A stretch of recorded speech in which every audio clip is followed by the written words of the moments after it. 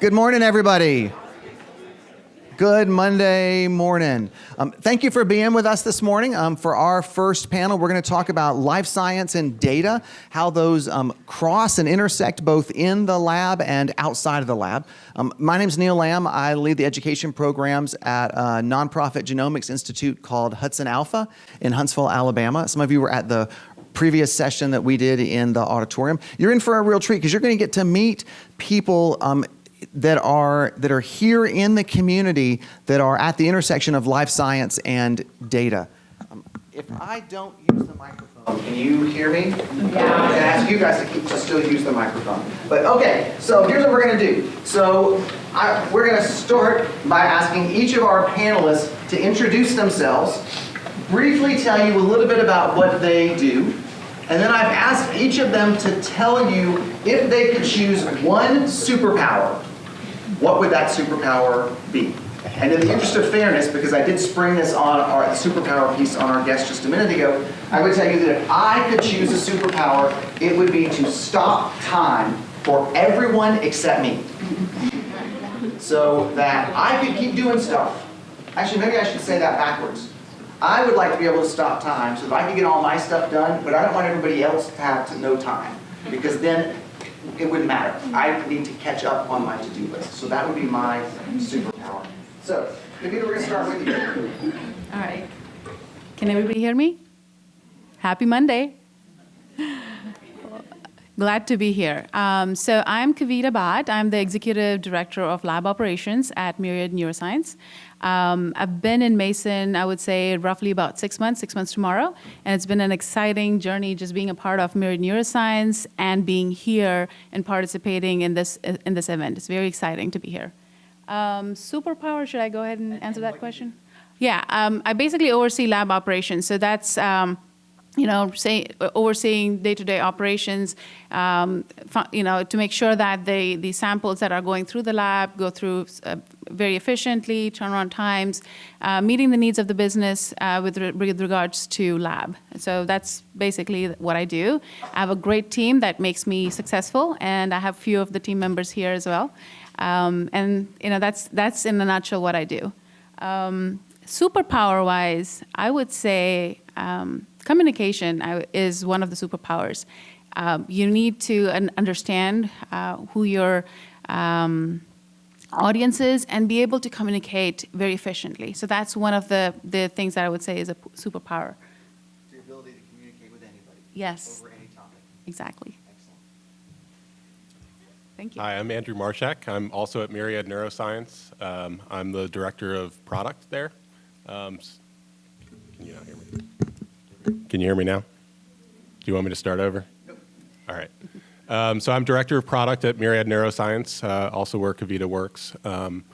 My job entails improving our existing products, working on new products, what else we can bring to market to help people, and also customer experience. So how is our customer interacting with our products, and how can we optimize that interaction so that they use the product to the best of its ability. Your superpower? My superpower. I like the communication one. I'm going to go close to that and say I would like to be able to read people's minds. Yeah. That's a nice one. Are you reading my mind? Trying to. Robert. Yeah, my name is Robert Cycleski. I'm with a company called Geneticists here in Mason, Ohio. I'm their Vice President for Clinical Quality and Regulatory Affairs.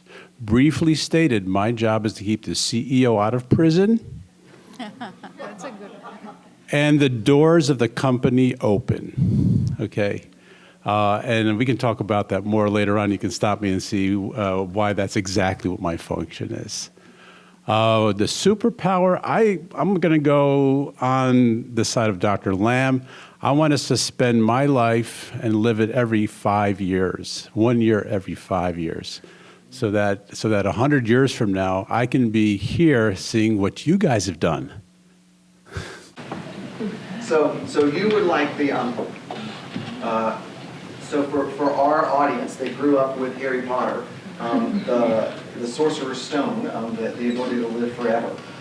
There we go. Not forever. Not forever, all right, but a long time. Long. A long time, excellent. Okay, so panelists, can you tell us a little bit about how, about where the intersection of the science, life science, and the data comes in, either to your day-to-day work or to the day-to-day interaction of your company? So where do we see the intersection of the biology, chemistry, physics, and the informatics components? Robert, why don't we start with you? We'll work back. Sure. And this touches upon the clinical aspect of my role. Part of bringing our product into commercialization is actually the conduct of clinical trials. So we have to get our medical device out there in hospitals on patients. So, clearly, very, very quickly, the intersection is our tool is in the hands of clinicians. The clinicians will then enroll patients using our device, gathering data on those subjects, on those patients who are being enrolled in the trial.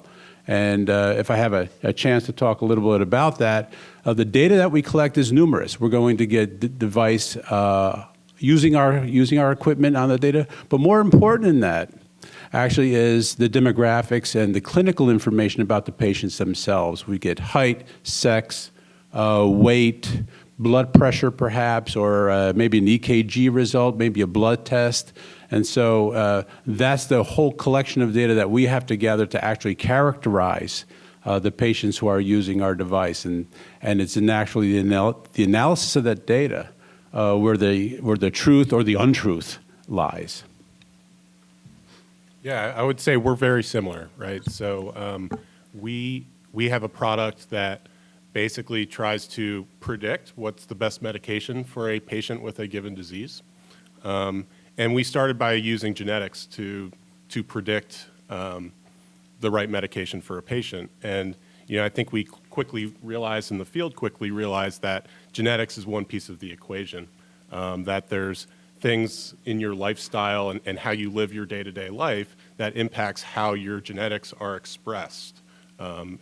And so we're constantly looking for ways to pull in data about people outside of their genetics so we can put them together and make better predictions on what's going to help them the best.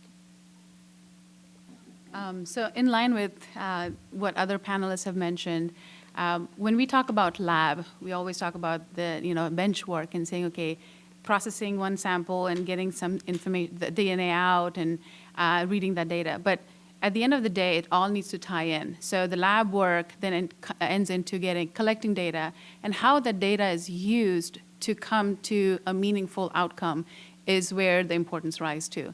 So in a lab, like when we run the lab test, we'd have swabs, then we'd extract DNA, and that DNA is run on a platform to look for genotyping. So if you've attended a morning session with Dr. Lamb, you must have noticed the sequencing, the genotyping, and the targeted sequencing approaches that he talked about. And so once the DNA goes through that process, there's a lot of data that's collected. So the important point at that point is, what is significant information that you want to use from there on and produce produce data that can be applicable for treatment or identifying the medication that works best for your genetic makeup. So that's how I see the lab kind of and tying in the data to the lab work that we do. So for all three of you, patient data is critical for ensuring that you're creating a product that does what you want it to do. And there's an impact on patient health and without being overly dramatic, on patient lives downstream. So you're relying on this data to make decisions. How do you ensure that the data doesn't lead you astray? What are the protections or what do you put in place to make sure that the data that you're getting isn't biased or that you're not interpreting it wrong? How do you really grapple with those things? That is a great question. From the lab front, there's, when we talk about genetic testing and offering it to patients and clinicians, there's a lot, that is an aspect called validation. So when we say, what is validation? Validating that whatever information is collected can be reproducible, can be done consistently. And so there's a lot of quality aspect that goes into it. And so the lab does a thorough job in validating the process. So when we say collecting sample and extracting DNA and going downstream, there is a lot of processes that go into it, and the lab does validation to ensure it can be done it can be done consistently. There's accuracy, precision to that process, and that ensures that the data that's generated at the rare end is reliable, and that's very crucial for our workflow. Yeah, and I'll add, even if you look upstream from the validation piece, you have to understand what's meaningful. What do you then want to go and try to validate? And in that side of the equation, I think the way we've approached it is the more data you get, the more you can sort of weed out the noise.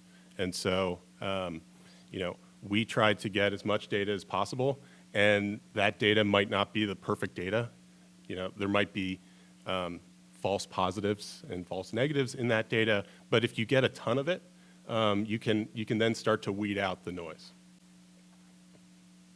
Yeah, to add a little bit of different view on this thing is that if you're working on the right problem, usually the data will point you in the right direction if you collect it properly and it's validated. However, you could be working on the wrong problem. You're getting a lot of data, and you really have to be clear, because a stray means you're not going in the direction you want to go into. And so you have to be careful that when you formulate your problems, they're formulated very carefully in advance, and you should do a lot of work before you even take. I was in a lab, and I had the fortunate of being in Zurich for 2 years at the Swiss Federal Institute of Technology for my college education. And it was very interesting. I was used to the United States. I show up at lab 3 hours a week, and I did that. But I took the lab at physical chemistry, and I was given a test. I said, "What's this?" And he said, "You don't get the key to your equipment until you pass the test." And so I had to spend weeks studying about the test I was going to perform, and then I had to present and do not just a written test, but face-to-face with the lab instructor, who then graded me and said, "You're worthy of having your key. Here you go. Complete your experiment." And at first I was aggravated by that, but it really made sense to me, because if you don't understand what you're doing, don't do it. And so you can be led astray if you don't formulate your problem carefully. So what are the things that could lead you astray? One, missing data. You could actually run an experiment in the clinical world. You could actually end up with your data and say, "Hey, I'm missing a patient's data." What do? And I had that thing with the FDA. The FDA says, if you're missing a piece of data, you lose. It counts against you. You just can't say, "Well, this one would have been right." No, that's a negative for you. Sorry. And so missing data is bad. Erroneous data. How do you know that the data that you got was taken with a calibrated instrument? Was it really calibrated when you took the data? Was it off? Do you really understand the instrument? Do you understand the tolerances of the instrument? Is it giving you the data that you expect to take? And so missing data, erroneous data, falsified data. And believe me, I can find enough warning letters in the annals of the FDA to know that there are people out there who falsify data. So be very careful when you make conclusions, because the conclusions you reach may be with data that's faulty. So that's just a few things. Thank you, guys. In a minute, I'm going to turn it over for questions from you guys, but if you could complete this sentence for me. It's a good day at work when? So it's a good day at work when? And when I'm on vacation doesn't count. So it's a good day at work when? Kavita, you want to start? It's a good day at work when I want to see, I see smiling faces when I walk into the lab, even if there is 2,000 samples coming through the door. Yeah, I think it's a similar thing. I think it's a good day when you get those smiling faces, and you get those smiling faces because you're solving problems that you're all together trying to solve. It's just like being in a class and you have a really complex math equation. the day you finally solve that equation is a pretty good day. So. Yeah, I like that. It's a good day for me when the folks I'm working with smile and they say, I get it. So it's interesting that all three of you said it's a good day when your answers didn't necessarily have anything to do with the science or the data. It's the people that you worked with and the people that you interact with, and that teamwork and that collaborative relationship. All right, let's turn it over to you guys. Questions that you might have of our panelists about their job, about the challenges that they face, about the training path that they took to get here, about what kind of employees they're looking for in the future. Yes, thank you for asking the first question. What made you decide that you guys wanted to work in the life science and data field? That is a great question. What made me decide? I can talk about my interest. So science research was always something that I was keen on. Didn't know necessarily this was the path I was going to take. But, things kind of pan out. Sometimes you have to try to explore the unknown to know this is what you like or you don't like.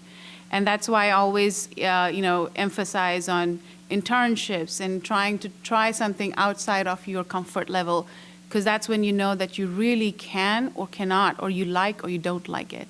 And so that's one thing I would highly recommend as a learning thing that I would share with people. I've tried certain things, I like them.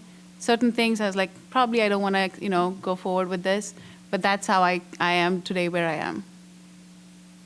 Yeah, I'll add on, I'm a product of the internship process. So I got out of college right when the economy was bursting in 2008, and I had majored in sociology, which is, if you talk to a guidance counselor, they're going to tell you that's not the most productive major to have in college. And so I really just looked all over the country for things that interest me. And I didn't have a high-paying job right out of college, but I had an engaging job. And it was an internship that thankfully for me, blossomed into a lot more.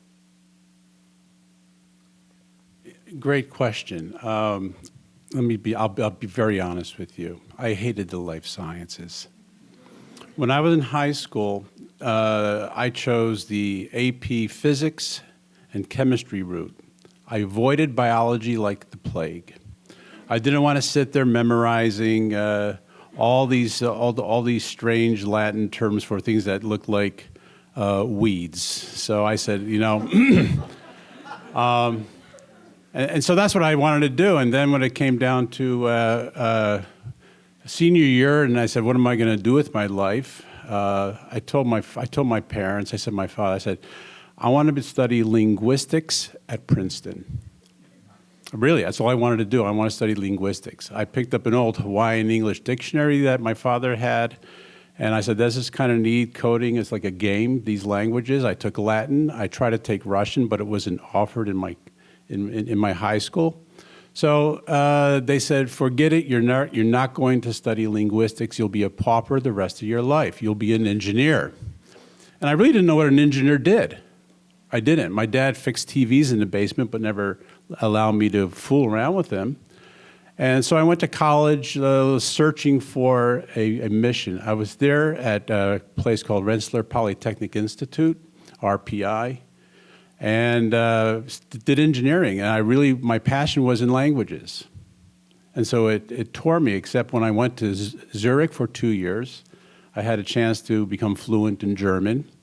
And when I left and I finally got my PhD in materials engineering at Rensselaer Polytechnic, I ended up with the opportunity to use my engineering skills around the world. So after learning German, becoming fluent in German, I became fluent in Japanese. I went to Japan 75 times on business and pleasure. And then after that, I became not fluent, but I'm at the intermediate level of Mandarin Chinese at this point. I studied Arabic as well, so I was able to achieve my dream. I never became a linguist at Princeton, but I became an engineer who had an opportunity to go around the world. For NASA for 5 years, I was a program scientist for 2 space lab missions. One was called the International Microgravity Laboratory Mission. I was in Huntsville, Alabama, working at Marshall Space Flight Center. And so I traveled around the world, and then I used that opportunity of language to actually effectively collaborate with scientists around the globe, and that to me was a richness. So, in general, I was really interesting. I'll tell you something right, and I'll just 2 more seconds. Is that I hated biology, and I didn't like to read. I was a great student. If it wasn't a Cliff Notes or a comic book, I didn't want to look at it. It was just too much time. So what did I end up in my life? Clinical and regulatory, which is basically legal. So what I tried to avoid in my life caught up with me. That's all I can say. I will second that. I did that for physics in high school, and I remember going into undergrad and having biophysics as one of my one of the topics that I had to cover.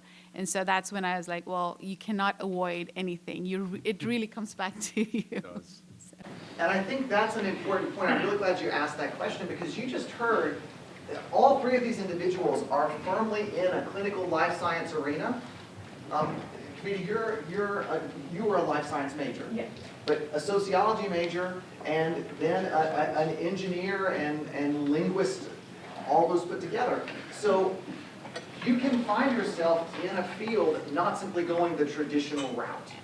There are lots of ways that you can connect in with that. If you really love journalism and communication, but you also love science, there's a huge space for the intersection between those 2 arenas. If you love business and you're all about finance, every single one of these companies has to have somebody that knows how to keep the books and knows how to be able to say, do we have a profit or do we have a loss?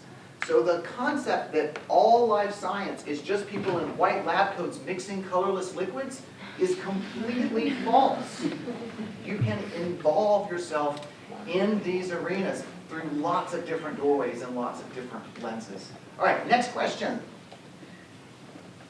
Yes, and then we'll come right over here, and then we'll work our way back over this way, in the red. So you guys mentioned how communication is a key aspect, especially when you work in a team kind of environment. So what are some things that you guys would suggest us when we work in teams so that we can be productive? Great question. So what kind of things would this group recommend for being able to work in teams and communicate based on what they see a need for in industry? Is that a fair way to say that? Okay. Robert, you want to start this time? Yeah. Teamwork's important. Team means team, first of all. If you want to be an effective team member, be openly communicative, be transparent, listen. It's a great quality that is very hard. A lot of people, and especially in the United States, we like to talk a lot. If you go to Asia, they don't talk at all. It's amazing. And so listening is very important, and you learn a lot by listening, okay? And Confucius said, I'm walking down the road with 2 other people. One of them is my teacher. And so it doesn't matter. You're with 2 colleagues. You can always learn something if you're open. And so when you have a team, you contribute all your energy, your passion, your knowledge, and then step back and listen from everybody in the team, because there's something very valuable that you'll get out of it. Yeah, so listening is a big component of it. I think, the other important piece to remember is that everybody's different. Everybody thinks differently and has a different process to get to an answer.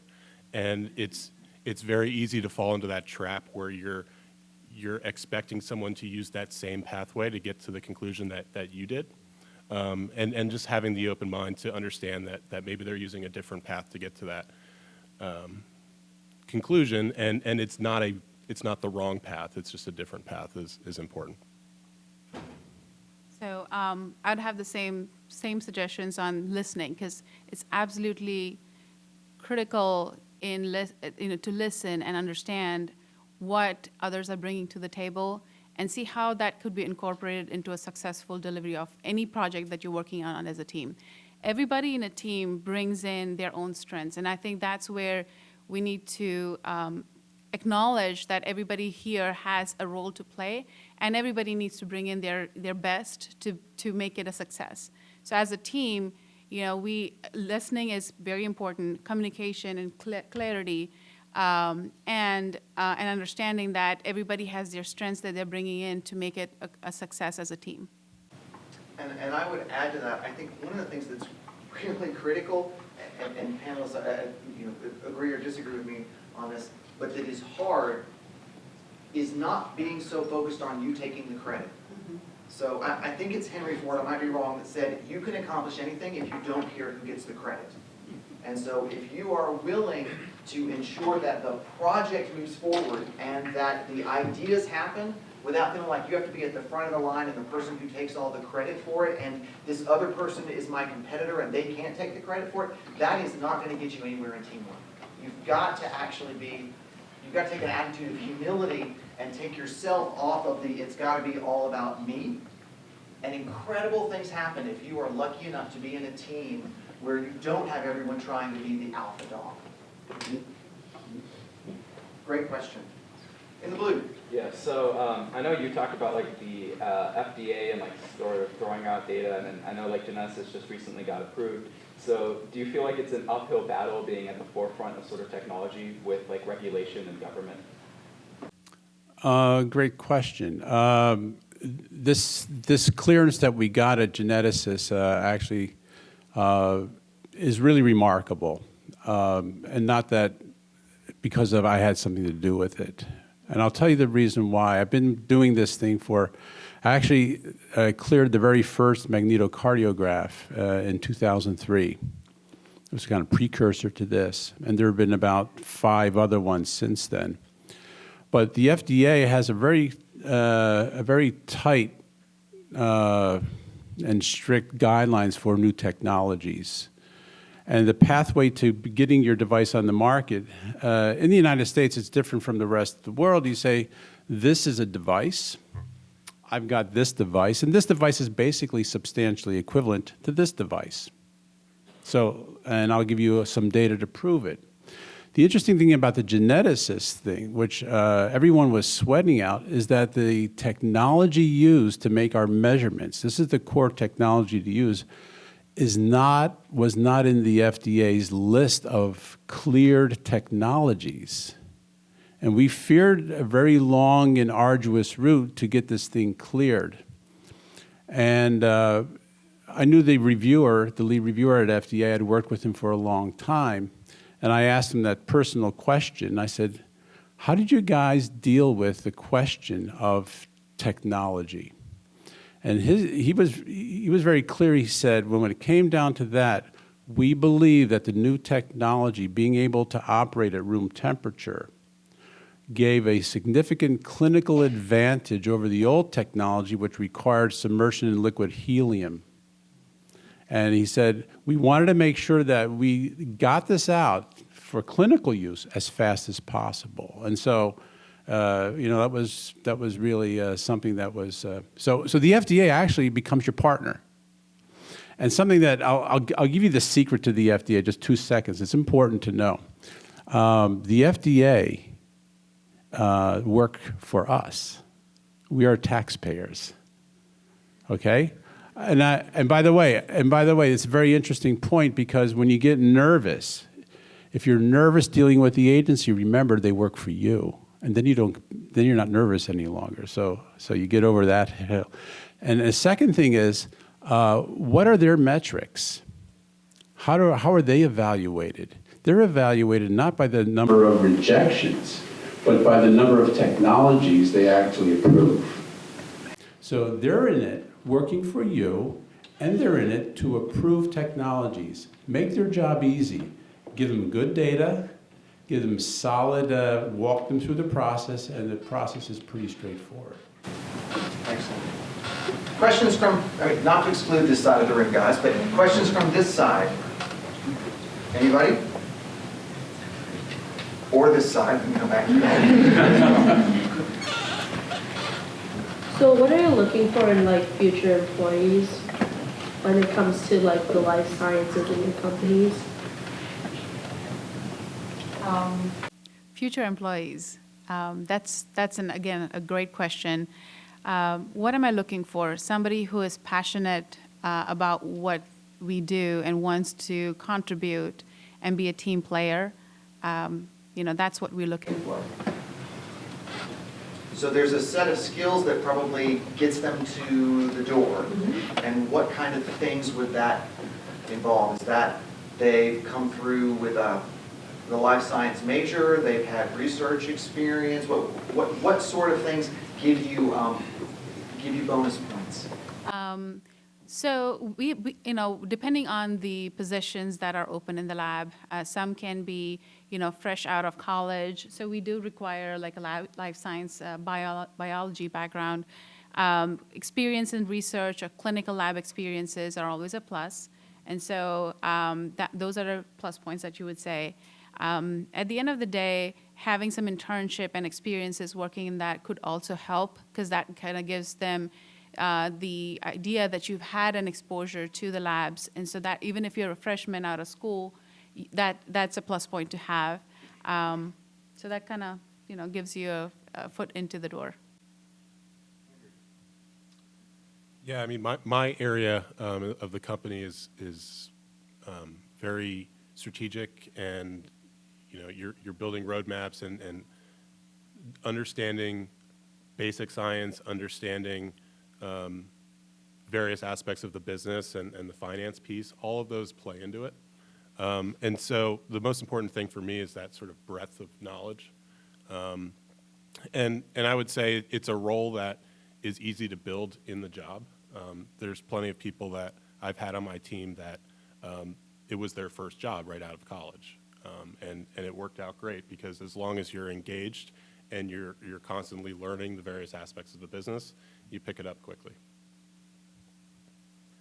I look for character. Because a lot of people that come across for interviews end up having pretty reasonably equivalent academic skills. Let's face it, they're all 3.8s, 4.0, 3.8s. They've got good, they know the technology. But then I look for character principally, and I want to see what kind of a person are you. When I look you in the eye, do you look me in the eye? All right, and engaging. Engaging is a very important thing, because if you don't engage with me during an interview, you're not going to engage with me as an employee. And so those are the kinds of things that I look for, more the non-academic aspects. How do you guys see the work of your company fitting into the broader economic ecosystem of Mason? So how does being in Mason benefit you? And then on the flip side, how do you benefit the community of Mason? That's maybe a slightly atypical question, but I think communities are enriched by the industries and the businesses that are within them, and then in the same way, those businesses are enriched by being in the community. So how do you see being in, and I know you're new to Mason, so we can give you a pass on that one if you want, but what is the benefit in both directions for being in Mason? Michelle, you want this one? Yeah, I think it's a two-way street, and Michelle Blair has done a lot to help our company, in particular, Myriad Neuroscience. So, I think on one end, we came here and started as a company with no money. We were in a garage, literally, and Michelle got us on our feet, and the city of Mason got us on our feet and gave us incentives to pay cheaper rent and all those sort of things, so that you can keep trying to make your product and make it successful and not focus on the other things that can drag you down, like money. And I think from my angle, I'm very thankful for that. And this and other things are all about now giving back to the community. And I think, we're a growing business, and we're going to need many of you in the future to come work with us. And, it sort of carries on that way. Along those lines, companies need resources. It's very clear.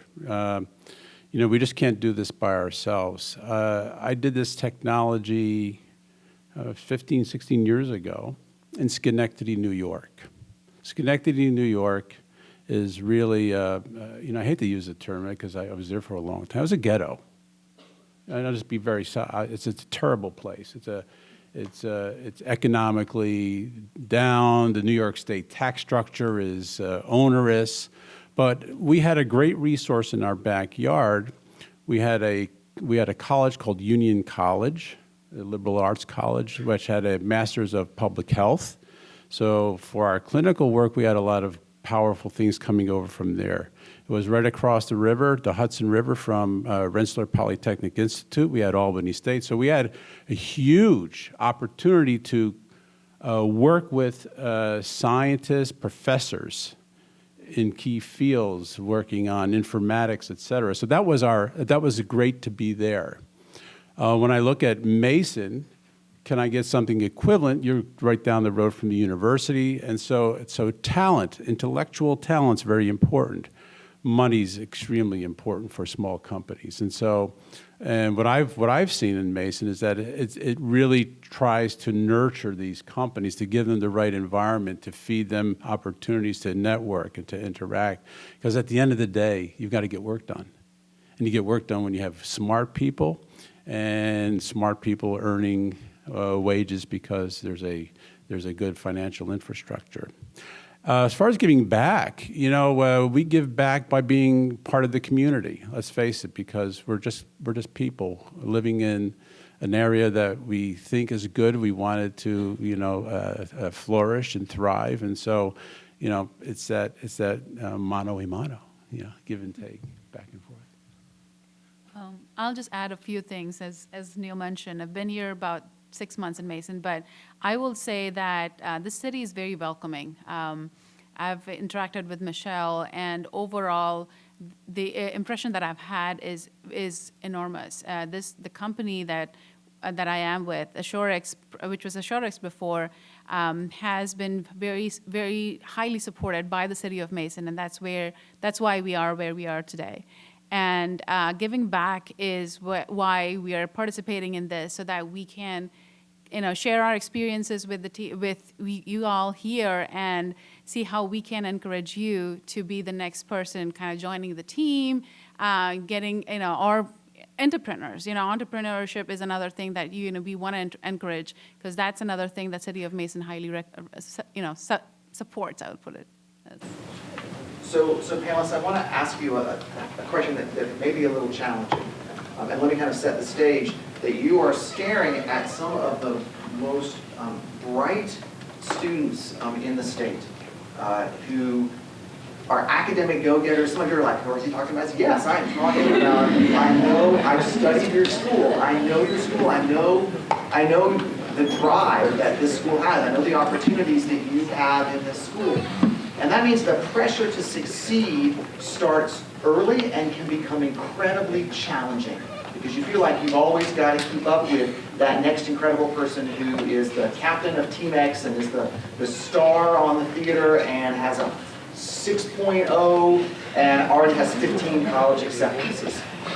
At some point in your life and in our lives, you encounter failure.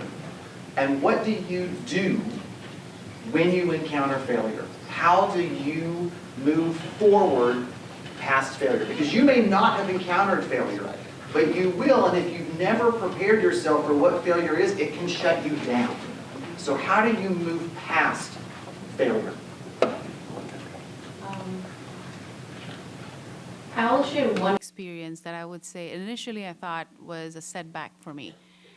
So when I moved to US, I had applied to several universities for PhD because I'd already had a master's in India, and I applied for several universities here, got admitted to UPenn, but I wanted to, move to Georgia because my fiance then was here.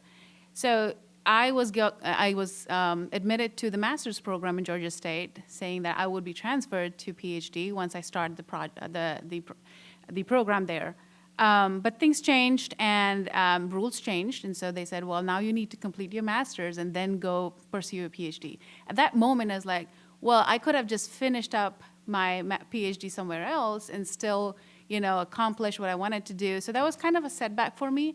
But in a way, it was good because the mentor that I did my PhD with joined literally at 6 months before I could finish my master's.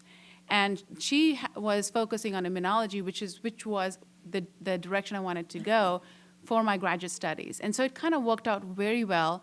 She was new, I was new. We both worked really hard for her to get her, to establish her as a professor there, and myself to get through my grad school. So we worked really well together. I had three first author papers with her in 4.5 years. And it was probably the fastest, I would say. So Georgia State averages at 5.9 years for PhD. And so it kind of worked out at the end of the day, So that's an experience I wanted to share. Is that was a setback, or probably kind of a setback for me, because I'm like, well, I already have a master's. I'm getting another one because rules changed. But at the end of the day, if I look at it, I feel that was the best thing that happened to me. Which was hard for you to see. Exactly. At that time, yeah. Yeah, so there's a value of perspective in looking back. Correct. On that. So. Andrew. Yeah, I think the key is just to keep moving.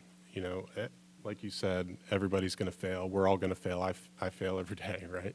And as long as you keep moving and you don't look at failures as you don't overthink it and you don't ruminate about it. You just keep moving on. You'll be fine. And I think my old boss said it best when we were the little garage company. He said, "Guys, we're going to fail a lot. Our goal is to fail fast." And you keep repeating those failures until you succeed. And if you move quickly through those failures, you will succeed.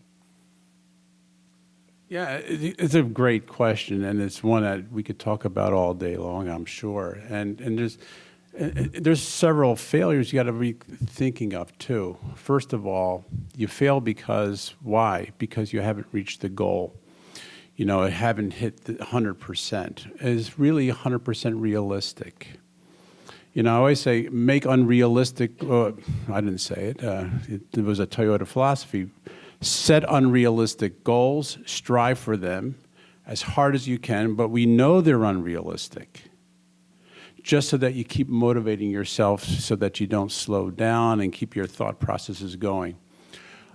Failure of yourself as an individual. Forget about the work. Think about yourself. What do you want to be? Who do you want to be? It could be, if I were just to say at the end of my life, I was a good person. I did good things for my neighbors. That could be the essence of success in your life. And that's not easy to do. It's easier to be a bad neighbor and to achieve your own personal goals. And it's easier to do that than it is to be a good person to people around you. So think about your personal goals. Set them right. Don't let somebody else define who you are. Don't let the person sitting next to you to give you your goals. Make them for yourself. Don't let somebody else remind you that you've achieved or not achieved your goals. You remind yourself where you are on your path in life, because you have to calibrate yourself. These are the kinds of things. From a business perspective, embrace failure. What I tell people who work for me is that if you're not making mistakes, you're not taking risks. If you're not taking risks, you're not moving forward. I said, fail often if you want. It's up to me, your boss, to keep you making major failures, but make a lot of minor failures. So, history's full of very successful entrepreneurs, scientists. Edison, a great example, Nikola Tesla, died in downtown New York City as an utter failure, but look what he achieved. When we look at his life, he achieved greatness, right? But he considered himself a failure because of the path that his career took him. So, a few thoughts. Great. A couple last things. I would encourage you along those lines to take risks. Now, I don't mean like go out and do some incredibly stupid, risky behavior before your teachers pounce on me. What I mean is, I lived much of my high school and college life playing it safe. I did not put myself in any situations where I thought that I would fail. And I only did things if I knew that I could do them well.